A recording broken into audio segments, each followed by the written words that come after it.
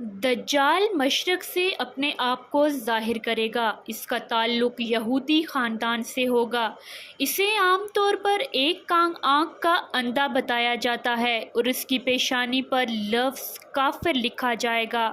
وہ یروشلم کو فتح کر کے پوری دنیا کا سفر کرے گا۔ مکہ اور مدینہ کے علاوہ ہر شہر ایک جھوٹے مسیحا کے طور پر بہت سے لوگ اس سے دھوکہ کھا کر اس کی صفوں میں شامل ہو جائیں گے۔ اس کی مدد شیاطین کی فوج کرے گی۔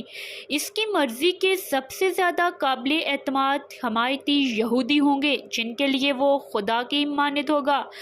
اس کی واپسی پر بہت سے کمزور ایمان والے لوگ اس کی زد میں آئیں گے۔ اس کے آنے کے بعد ہماری بیٹیوں اور بیویوں کو گھر میں رکھنا ناممکن ہو جائے گا۔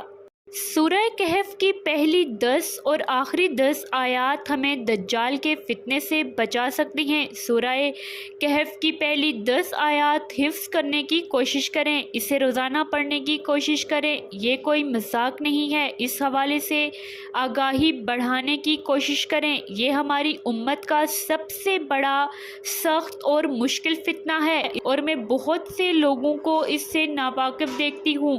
براہ کرم اس کے بارے میں جانیں اور اپنا ایمان بنانے کی کوشش کریں، کیونکہ دجال ہمارے ایمان سے کھیلنے والا ہے۔ اللہ ہمیں دجال کے فتنے سے بچائے، آمین۔